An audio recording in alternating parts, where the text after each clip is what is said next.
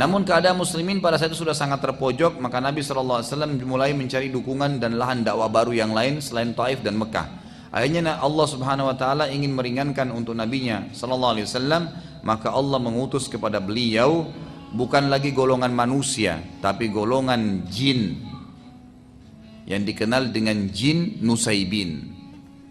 Jadi saya katakan tadi di poin kita ini ada dakwah kota Taif, ini sudah selesai. Sekarang kita pindah ke poin kedua adalah jin Nusaybin, dan setelahnya kita akan masuk ke kisah Isra dan Mi'raj. Baik. Suatu hari Nabi SAW merasa sedih sudah di Mekah, nggak bisa lagi berdakwah, nggak ada orang yang mau terima. Tinggal sahabat yang sudah masuk Islam saja itu yang difokus, yang lain sudah nolak, yang budaknya, yang orang terkenalnya, semua sudah tidak ada yang mau. Suatu hari Nabi SAW keluar dari kota Mekah ingin beribadah, karena terganggu di Mekah nggak bisa, beliau keluar.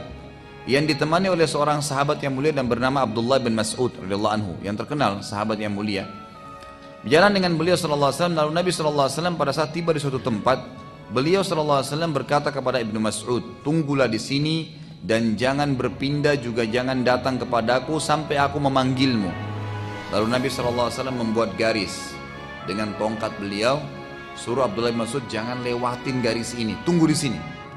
Abdullah bin Mas'ud meriwayatkan dalam hadis Bukhari berkata, lalu Nabi SAW berjalan dan tidak seberapa jauh dari tempat itu, tempat beliau Ibnu Mas'ud lagi berdiri, beliau SAW tiba-tiba duduk sambil membaca Al-Quran dengan suara yang sangat keras.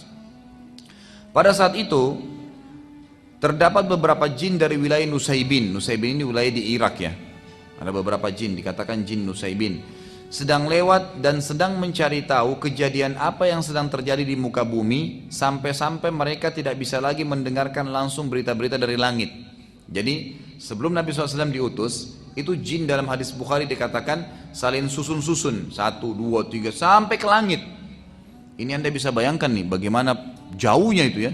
Sekarang saja para ilmuwan dengan teknologi canggih mengatakan mustahil manusia bisa menjamah langit dengan tangannya, nggak mungkin. Jarak antara kita bumi saja ke Pluto itu 270 tahun.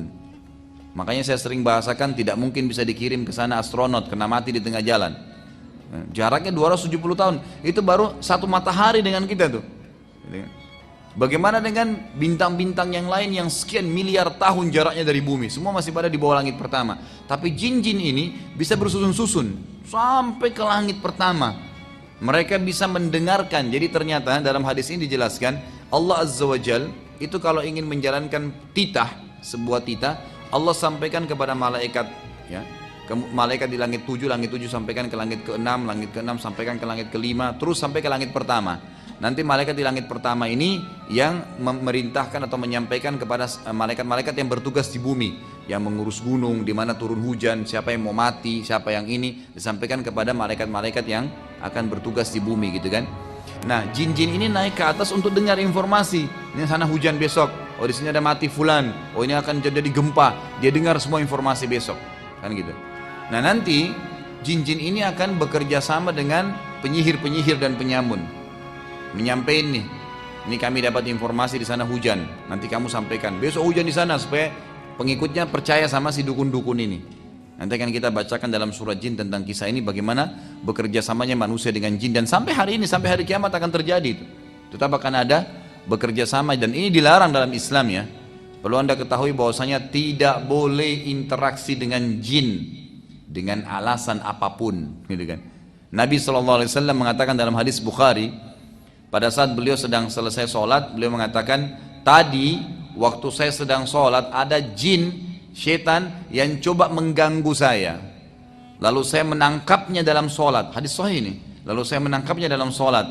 Tiba-tiba saya teringat perkataan Sulaiman yang berkata, ya Allah, karuniakanlah saya kerajaan tidak layak untuk orang sebelum dan sudah saya, maka saya melepaskan dia.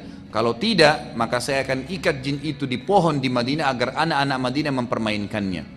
Tapi di sini Nabi SAW sendiri tidak interaksi, dilepaskan oleh Nabi SAW. Kata ulama berarti tidak boleh memang manusia berinteraksi orang muslim. Walaupun anda alasan oh jin muslim, tetap tidak boleh. Tidak boleh. Tidak boleh menikah sama mereka, makanan mereka berbeda, perhitungan waktu mereka berbeda, dan anda tidak butuh jin karena anda butuh Allah Azza wa Jal. Gak usah jin untuk apa? Pasti dia minta imbalan. Anda bilang tidak, gak mungkin. Itu sudah Al-Quran yang berbicara seperti itu. mereka akan bekerja sama dengan manusia dan minta imbalan dari situ. Ada yang minta menikah dengan manusia, makanya ada dukun-dukun laki-laki atau perempuan sampai tua tidak nikah-nikah karena nikah sama jinnya. Ada orang yang diminta nyumbang darah ayam, darah hewan, atau pergi ke kuburan tertentu. Pokoknya jin-jin ini minta agar jauh dari Allah Subhanahu wa taala, gitu kan? Kalau kita masih bergantung pada Allah, tidak bisa bergantung pada dia. Dan satu-satunya cara untuk membuat orang bisa bergantung adalah memenuhi kebutuhannya manusia. Dan Nabi SAW sudah mengatakan juga dalam hadis lain, jin-jin itu penuh dengan kebohongan. Maksudnya jadi saya pernah jelaskan ya, jin ada 3 golongan ya. Ada jin mukmin, ini mustahil kerjasama dengan manusia. Ada jin fasik dan jin kafir. Jin fasik ini adalah jin yang beriman pada Allah seperti kita orang muslim, tapi nggak sholat, masih bermaksiat, itu namanya fasik. Jin fasik sama jin kafir ini namanya syaitan. Jadi tidak semua jin itu syaitan ya, tidak semua jin itu syaitan. Yang beriman dikatakan jin mukmin. Yang kita maksudnya adalah golongan syaitan, jin fasik atau jin kafir. Jadi orang-orang yang mengatakan saya pelihara jin muslim itu jin fasik itu. Karena itu jin fasik dan tetap akan dia minta imbalan. Apapun sifatnya itu, mungkin tidak bisa dirincikan tapi dia akan minta imbalan secara otomatis. Tapi kalau dia pelihara jin kafir, maka lebih parah nanti. Ada yang sampai menghinakan Al-Quran gitu kan. Di Saudi itu ditemukan, di Saudi ada dibentuk tim oleh kerajaan itu khusus tim pemberantas penyihir gitu. Jadi syekh-syekhnya ngumpul semua itu nyari pada penyihir. Waktu terbongkar tuh luar biasa gitu.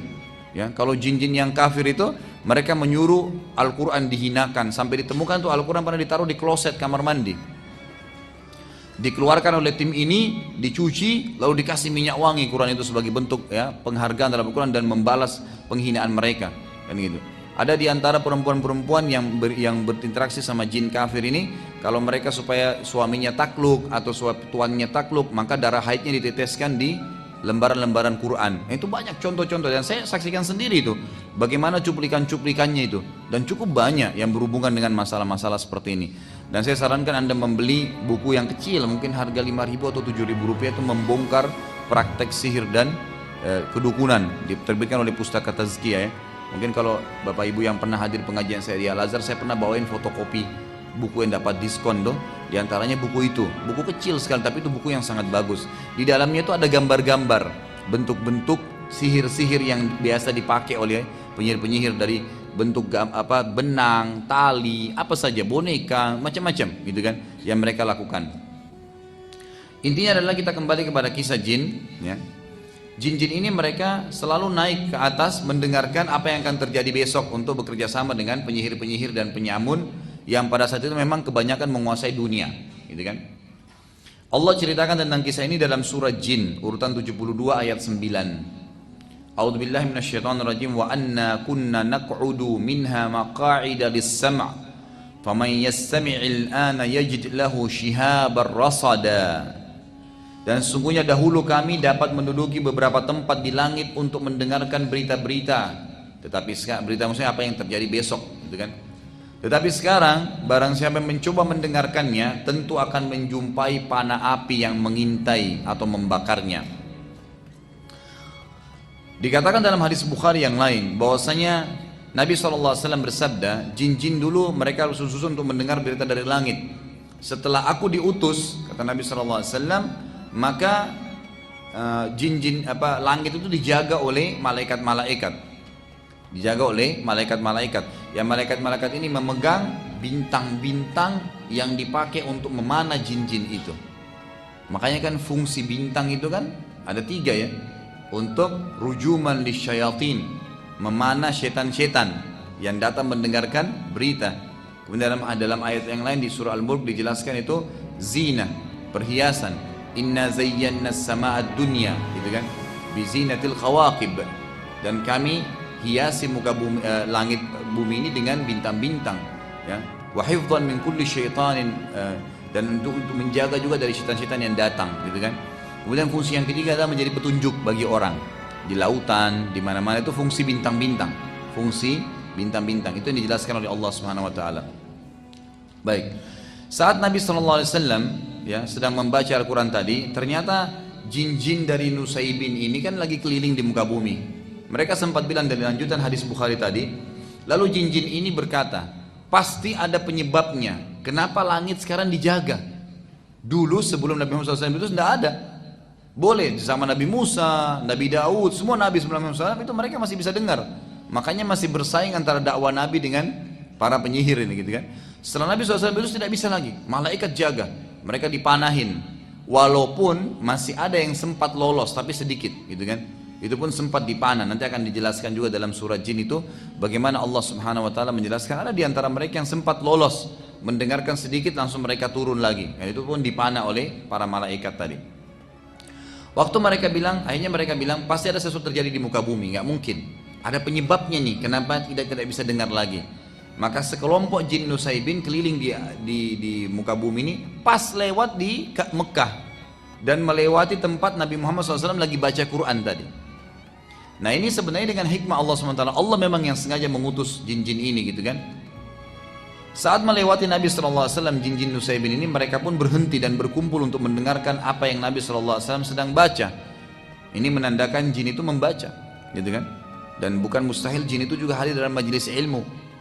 Ya, bukan mustahil sekarang sebelah anda ada jin, tapi nggak usah takut. Nggak perlu takut kecuali kepada Allah Subhanahu Wa Taala. Kata Ibnu Mas'ud radhiyallahu anhu yang meriwayatkan hadis ini, aku melihat sekelompok makhluk laki-laki yang kepala mereka seperti kendi-kendi besar. Ibnu Mas'ud sempat lihat gitu kan. Lalu aku pun berdiri karena khawatir akan keadaan Nabi SAW. Lalu Nabi SAW memberikan isyarat agar aku tetap duduk. Nabi tahu Ibnu Mas'ud akan berdiri. Nabi kasih isyarat gitu kan, tak boleh tetap duduk. Karena banyaknya jin yang datang mendengarkan Al-Quran sampai kata Ibnu Mas'ud, aku tidak bisa lagi melihat Nabi SAW karena dipenuhi oleh orang-orang ini yang kepalanya seperti kendi-kendi dan mereka tinggi besar gitu kan. Allah Subhanahu Wa Taala menceritakan tentang kejadian tersebut, masih lanjutan surah Jin tadi. Jadi kita dibahas banyak surah Jin karena memang surah Jin menjelaskan tentang masalah itu. Surah Jin urutan 72 ayat 19 menceritakan tentang bagaimana Nabi SAW dikerumuni oleh jin-jin Nusaybin itu. A'udzubillahi minasyaitonir wa annahu lamma qama Abdullah yad'uhu kadu yakununa alaihi libada. Dan bahwasanya sewaktu hamba Allah Muhammad SAW berdiri hendak menyembahnya dengan membaca Al-Quran, hampir saja jin-jin itu mendesak untuk mengerumuninya. Ini ayat Quran, surah Jin ayat 19. Saat mendengarkan Al-Quran, maka jin-jin tersebut jadi memahami apa saja yang telah terjadi, termasuk penipuan iblis kepada mereka bahwasanya ada sesembahan selain Allah. Jadi kisahnya begini, iblis ini sebenarnya golongan jin. Salah kalau ada yang mengatakan iblis itu rajanya jin, salah. Kan gitu. Iblis bukan seperti Adam alaihissalam, bukan. Adam adalah ayah kita semua. Kalau iblis bukan. Kata ulama tafsir yang paling kuat pendapat waktu Allah Subhanahu Wa Taala menyuruh iblis untuk sujud, gitu kan? Itu sebenarnya ada jin-jin, gitu kan? Makanya para malaikat mengatakan, ya Allah, waktu Allah ingin menciptakan Adam, apakah engkau akan menciptakan makhluk nanti membuat kerusakan di muka bumi? Kata para ulama tafsir, jumhur ulama mengatakan bahkan yang dimaksud adalah apakah nanti seperti jin-jin yang akan buat kerusakan di muka bumi. Jadi sebelum kita sudah ada jin tinggal di bumi ini. Hewan-hewan itu sudah ada. Allah Subhanahu Wa Taala sudah ciptakan. Tumbuh-tumbuhannya sudah ada. Manusia datang nyusul setelahnya. Karena awalnya manusia diciptakan oleh Allah Subhanahu Wa Taala itu di surga, Nabi Adam AS di surga, kan gitu. Jadi memang ini bumi berbeda, bukan memang belum kita ada di sini gitu. Tapi jin-jin sudah ada. Makanya Allah SWT mengatakan apa tentang iblis? Kana minal jinni fafasaqa an amri rabbi. Kana minal jin maksudnya iblis itu salah satu dari golongan jin, bukan pimpinannya. Fafasaqa an amri rabbi, tapi dia tidak mau ikuti patuh perintah Tuhannya. Nah kata sebagian ulama tafsir juga, ternyata waktu Allah Azza wa Jalla menciptakan Adam, yang hadir di situ iblis. Masih ada jin-jin lain yang tidak hadir, gitu kan? Nah waktu Nabi SAW membaca Al-Quran ini, ternyata iblis ini membuat propaganda di antara jin-jin. Di antaranya dia mengatakan bahwasanya ada Tuhan selain Allah.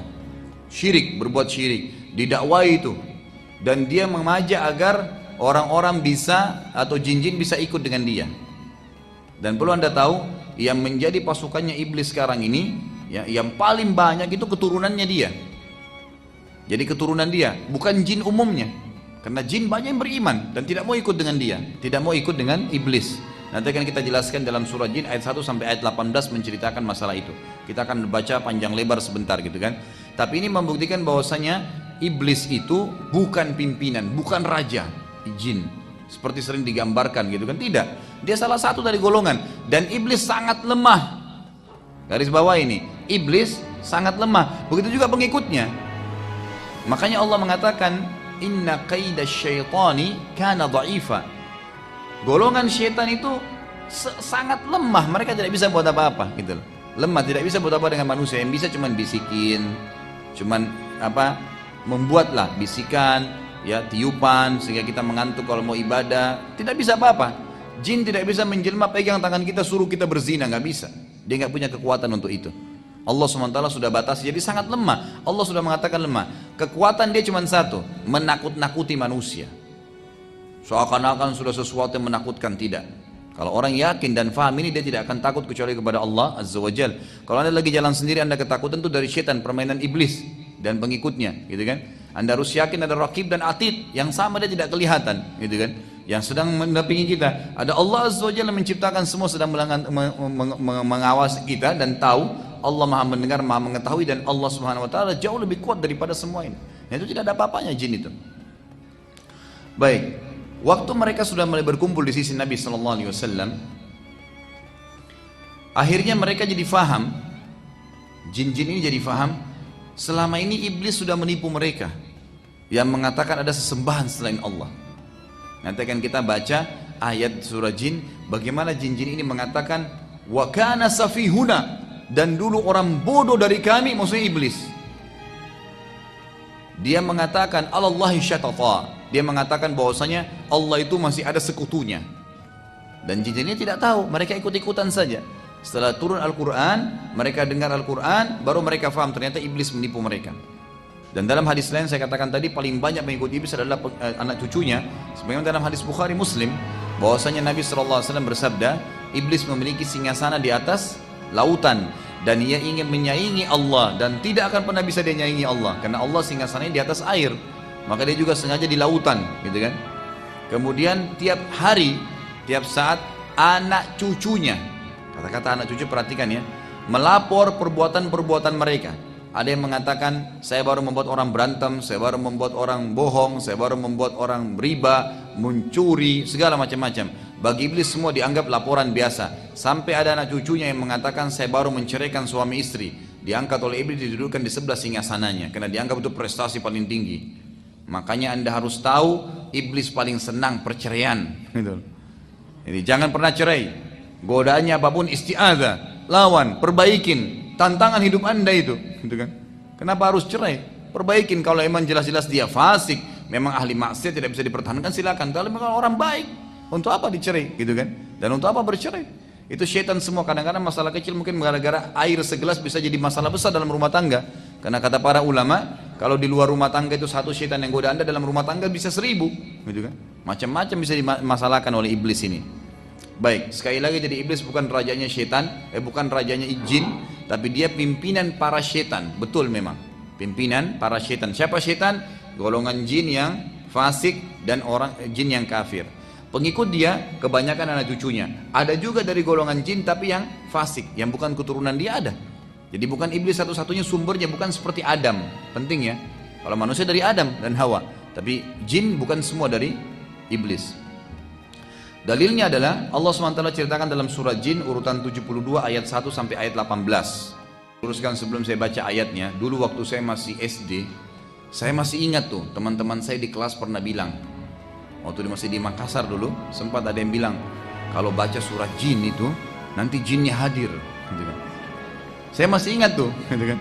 Setelah saya pelajari di Madinah, ini dari mana ini, di Karang-Karang, gitu kan. Tidak ada urusannya, tidak ada hubungannya dengan, berarti kalau dianggap di Indonesia itu ada pemahaman gitu, dengan baca surah Jin bisa panggil jin. Siapa yang bilang? Kebetulan namanya surah Jin, karena menceritakan tentang jin-jin yang mendengarkan dakwah Nabi SAW. Tidak ada hubungannya. Jin biar tidak baca ini tetap ada di sebelah anda, gitu kan. Dia hidup berkisar kita sama, seperti udara yang anda hirup, seperti buah yang anda makan, mereka juga ada hidup tapi berbeda, kan gitu. Makanannya beda, alamnya berbeda, postur tubuhnya berbeda, beda memang, alam lain memang berbeda, nggak boleh diikut-ikutin. Kata Allah SWT, a'udzu minasyaitonir rajim, "Qul uhiya ilayya annahu istama'a nafarun minal jinni faqalu inna sami'na qur'anan 'ajaba yahdi ila ar-rusydi fa amanna bihi wa lan nusyrika bi rabbina ahada wa annahu ta'ala jaddu rabbina mattakhadha sahibatan wala walada wa annahu kana yaqulu safihuna 'ala Allahi syatata wa anna dhananna an lan taqula al-insu wal jinnu 'ala Allahi kadhiba wa annahu kana rijalun minal insi ya'udhuna bi rijalin minal jinni fazaduhum rahaqa wa annahum dhannu kama dhanantum an lan yab'atha Allahu ahada wa anna lamasna as-samaa'a fawajadnaha muli'at harasan shadidan wa shuhuba wa anna kunna naq'udu minha maqa'ida lis-sam' فمن يستمع الآن يجد له شهابا رصدا وأنا لا ندري أشر أريد بمن في الأرض أم أراد بهم ربهم رشدا وأن منا الصالحون ومنا دون ذلك كنا طرائق كددا وأنا ظننا أن لن نعجز الله في الأرض ولن نعجزه هربا وأنا لما سمعنا الهدى آمنا به فمن يؤمن بربه فلا يخاف بخسا ولا رهقا وأنا منا المسلمون ومنا القاسطون فمن أسلم فأولئك تحروا رشدا وأما القاسطون فكانوا لجهنم حطبا وأن لو استقاموا على الطريقة لأسقيناهم ماء غدقا لنفتنهم فيه ومن يعرض عن ذكر ربه يسلكه عذابا صعدا وأن المساجد لله فلا تدعوا مع الله أحدا.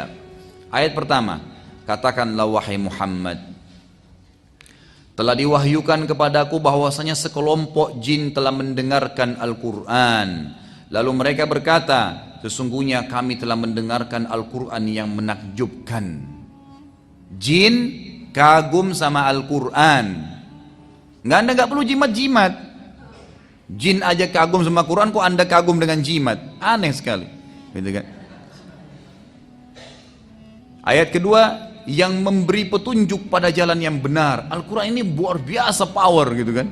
Memberi petunjuk, bisa menyentuh hati orang menangis, bisa menyentuh hati orang jadi takut, bisa menyentuh hati orang jadi senang. Luar biasa Al-Quran itu. Cuman tinggal mau nggak dijadikan sebagai petunjuk. Lalu kami beriman kepadanya. Perhatikan di sini kata ulama tafsir, spontan. Jin punya hitungan waktu yang berbeda dan mereka khusus untuk mencari hidayah yang berimannya lebih cerdas daripada manusia. Ada banyak istidlalnya berhubungan dengan masalah ini, ada banyak bukti-buktinya. Di antaranya adalah kata Allah SWT tadi, pada saat mereka dengar Al-Quran itu cuma dibacain beberapa ayat ya, bukan semua Quran, beberapa ayat. Langsung yang memberi petunjuk pada yang benar, lalu kami beriman kepadanya. Langsung, oh ini sudah benar, nggak mungkin salah. Langsung diikutin, nggak ragu, gitu kan? Dan kata Nabi SAW, waktu Allah Subhanahu Wa Taala menurunkan ayat surah Rahman, "Fabi'ayyi ala'i rabbikuma tukadziban?" Lalu nikmat apa lagi yang kalian mau pungkiri? Maka kata Nabi SAW, golongan dari jin langsung berkata, tidak ada lagi ya Allah yang kami bisa bantah. Dan kalian tidak berbicara itu. Kata Nabi SAW kepada manusia, kalian tidak bicara. Jin langsung spontan takut kepada Allah Azza wa Jal, gitu kan?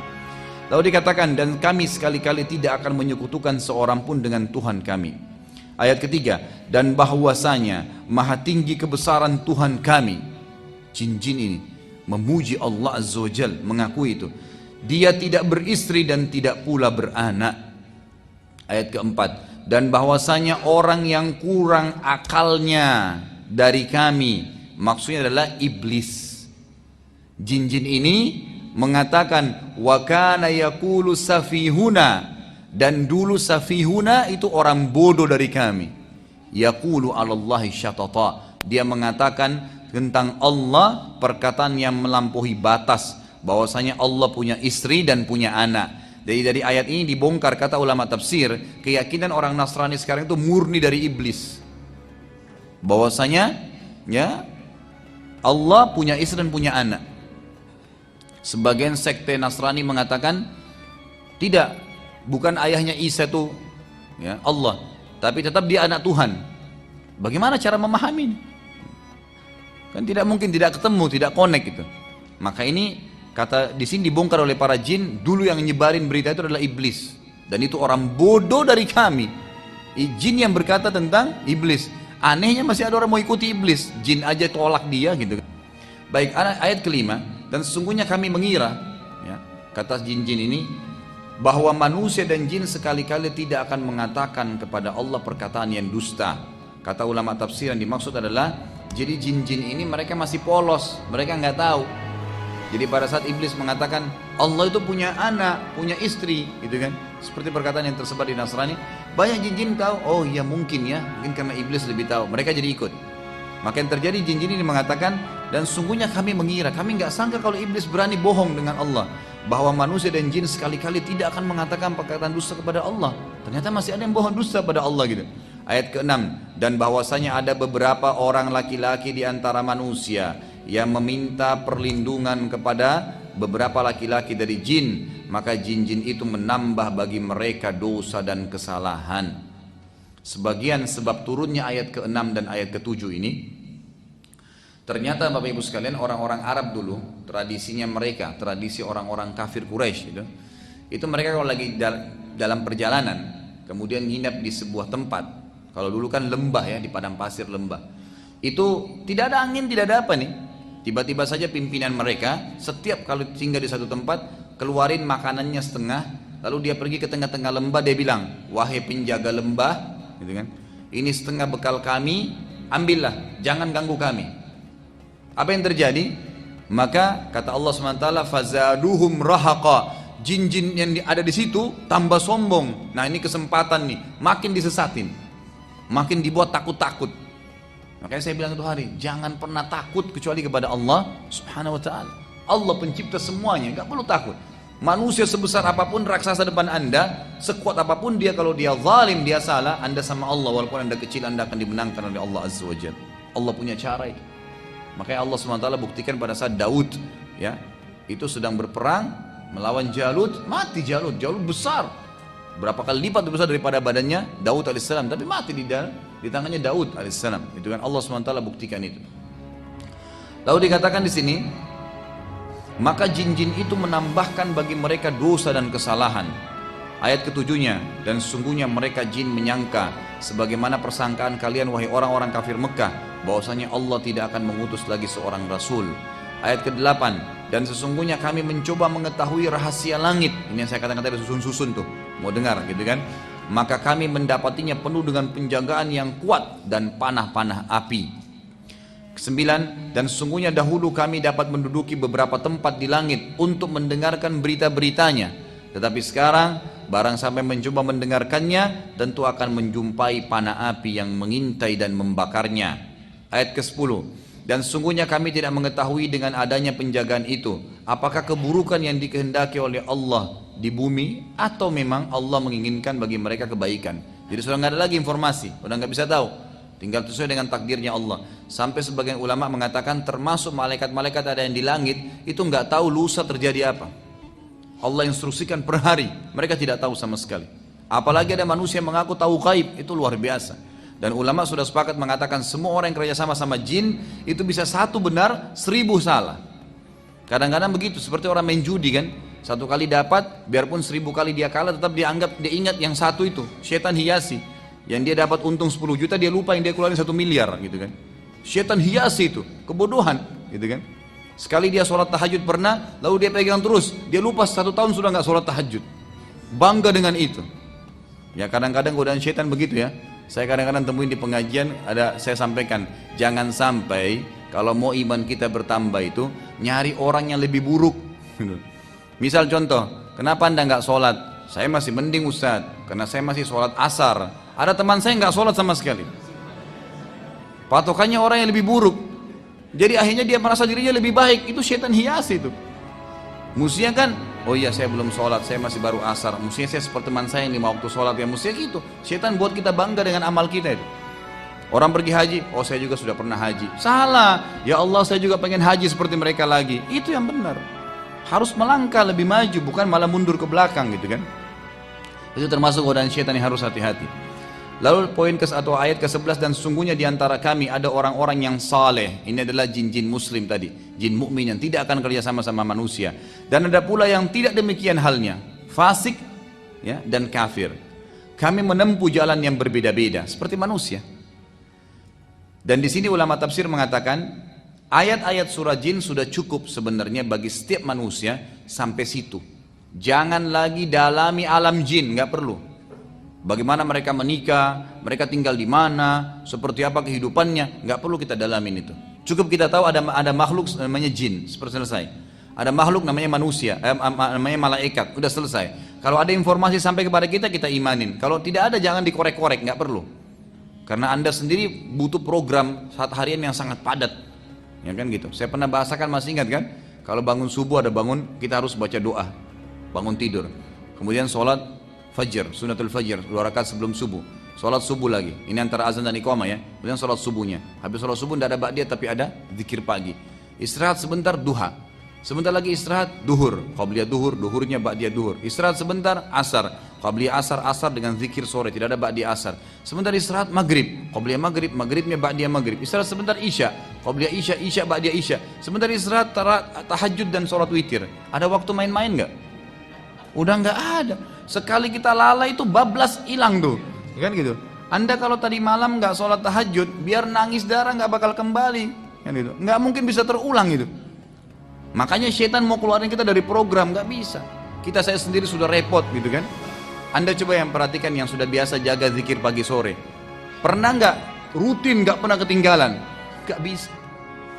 Kita masih kadang-kadang lewat kebablasan. Syaitan bisikin tuh sebentar di jalanan bisa, sebentar di sini bisa, supaya kita lalai, gitu kan? Tinggalin. Apalagi yang tidak pernah zikir sama sekali. Itu bagaimana caranya? Program Anda sudah padat dari Allah. Jangan sibukkan diri lagi dengan alam jin dan alam-alam yang lain, gitu kan? Udah selesai. Kita akan dihisab oleh Allah. Nomor 12 ayat 12, dan sesungguhnya kami mengetahui bahwasanya kami sekali-kali tidak dapat melepaskan diri dari kekuasaan Allah. Perhatikan, ayat ini luar biasa. Para jin berkata, dan sesungguhnya kami mengetahui bahwasanya kami sekali-kali tidak akan dapat melepaskan diri dari kekuasaan Allah di bumi, di muka bumi, dan kami tidak bisa lari darinya. Hanya dengan bacain ayat Quran, jinnya bisa mati tuh kalau lagi di ruqyah. Kepanasan teriak-teriak jinnya, gitu kan? Saya berapa kali ruqyah orang teriak-teriak, padahal yang kita baca cuma ayat gitu. Kita nggak tahu bagaimana Allah Azza wa Jalla membakar dia. Sampai ulama sepakat mengatakan kalau dibacain terus ayat bisa mati dia kebakaran, kepanasan, makanya dia kesakitan, gitu kan? Itu kuasa Allah Subhanahu wa taala. Jadi minta kepada Allah bukan kepada jin. Allah yang Maha Kuasa. Ayat 13, dan sungguhnya kami tak kala mendengar petunjuk Al-Quran, kami beriman kepadanya spontan. Barang siapa beriman kepada Tuhannya, maka ia tidak akan takut akan pengurangan pahala, dan tidak takut pula akan penambahan dosa juga kesalahan. Ayat 14, dan sungguhnya di antara kami ada orang-orang yang taat dan ada orang-orang pula yang menyimpang dari kebenaran. Barang siapa yang taat, maka sungguhnya mereka itu telah memilih jalan yang lurus. Ayat 15, adapun orang-orang yang menyimpang dari kebenaran, maka mereka menjadi kayu bakarnya neraka jahanam. Wa na'udzubillah. Ayat ke-16, dan bahwasanya bila mereka berada pada jalan yang lurus tersebut, agama Islam, mentaati apa yang diajarkan Nabi SAW, benar-benar kata Allah, kami akan memberi mereka air minum yang segar dan rezeki yang banyak. Kata di sini air minum yang segar, kata para ulama tafsir, di dunia dan di akhirat akan minum dari sungai yang ada di surga. Ayat 17, dan kami coba mereka pada jalan yang lurus tadi. Akan ada cobaan-cobaan yang datang untuk meningkatkan kualitas iman kita, gitu kan? Karena cobaan kalau datang akan Allah menyuruh, kalau Allah sedang menguji Anda pada satu cobaan, berarti Allah mau Anda dobrak, keluar, cari jalan keluar dari masalah itu. Jangan malah bilang, ya Allah, Allah uji saya diam aja di rumah. Enggak. Tiba-tiba ban motornya pecah, tantangan tuh. Apa yang saya harus kerjain? Cari tambalan ban. Alhamdulillah, mungkin Allah memang ingin mengampuni dosa saya dengan ini. Mungkin sudah ajalnya ban saya, sudah, gitu kan? Jadi nggak ada masalah, karena saya sudah katakan tuh hari semua punya ajal, semua punya batas waktu, bukan cuma kita mati, ya. Baju, piring yang pecah, apa saja, semua itu punya ajal. Sebagaimana sabda Nabi SAW pada saat seorang pembantu sahabat memecahkan piring, lalu dia marah-marah, kata Nabi SAW, jangan kamu marah dengan pembantumu karena piring itu punya ajal sebagaimana kalian punya ajal. Kalau nggak pecah di tanganmu akan pecah, kalau nggak pecah di tangannya akan pecah di tanganmu. Selesai. Maka harus ditahu itu, semua ada batas-batasnya. Kemudian ayat 17-nya, dan kami coba mereka pada jalan yang lurus tadi akan diuji oleh Allah SWT. Dan barang siapa yang berpaling dari Tuhannya pada saat cobaan sedang datang, malah dia tidak kembali kepada Allah SWT, niscaya akan kami masukkan ke dalam azab yang berat. Karena sungguhnya cobaan itu untuk membuat kita lebih dekat kepada Allah SWT. Ayat ke-18 yang terakhir, dan sungguhnya masjid-masjid itu kepunyaan Allah, maka janganlah kalian menyembah selain Allah di dalamnya. Nggak boleh ada kuburan, nggak boleh ada macam-macam. Setelah kejadian tersebut, maka jin beriman. Jin dari Nusaybin spontan beriman pada Nabi SAW. Dan anehnya yang terjadi, perhatikannya, ini langkah yang luar biasa dari para jin, kadang-kadang mendahului manusia dari poin ini. Mereka pulang lalu mendakwai kaumnya, langsung menjadi dai, dakwai apa yang mereka sudah dapatkan. Dan Allah SWT menceritakan itu dalam surah Al-Ahqaq urutan 46 ayat 29 sampai ayat 31. Al-Ahqaq 46 urutannya ayat 29 sampai ayat 31. A'udzubillahi minasyaitonir rajim. Wa idz sarafna ilaika nafaran minal jinni yastami'una al-Qur'ana falamma hadaruhu qalu ansitu. Falamma qudiya wallaw ila qaumihim munzirin. قالوا يا قومنا إنا سمعنا كتابا أنزل من بعد موسى مصدقا لما بين يديه يهدي إلى الحق وإلى طريق مستقيم يا قومنا أجيبوا داعي الله وآمنوا به يغفر لكم من ذنوبكم ويجركم من عذاب أليم. Ini salah satu ayat yang dibaca kalau sedang ruqyah. Ini salah satu ayat-ayat ruqyah yang dibaca untuk mengusir jin atau sihir. Ayat ini kata Allah SWT dalam Al-Ahqaq ya, ayat 29, dan ingatlah ketika kami hadapkan serombongan jin kepadamu wahai Muhammad yang mendengarkan Al-Quran. Allah lah yang membuat mereka datang. Dan tak kala mereka menghadiri pembacaan Al-Quran itu, mereka berkata, dengarlah dengan penuh perhatian. Semua disuruh dengar, mereka sepakat itu. Setelah mendengar bacaan hai Muhammad, mereka pun kembali ke kaumnya untuk memberikan peringatan, langsung berdakwah, menyampaikan itu. Ayat ke-30 mereka berkata, hai kaum kami, sesungguhnya kami telah mendengarkan kitab Al-Quran yang diturunkan setelah Musa, yang membenarkan kitab-kitab sebelumnya dan menuntun ke kebenaran dan jalan yang lurus. Ayat 31, hai kaum kami, terimalah seruhan orang yang menyeru kepada Allah dan berimanlah kepadanya. Seruhan siapa? Nabi Muhammad sallallahu alaihi wasallam.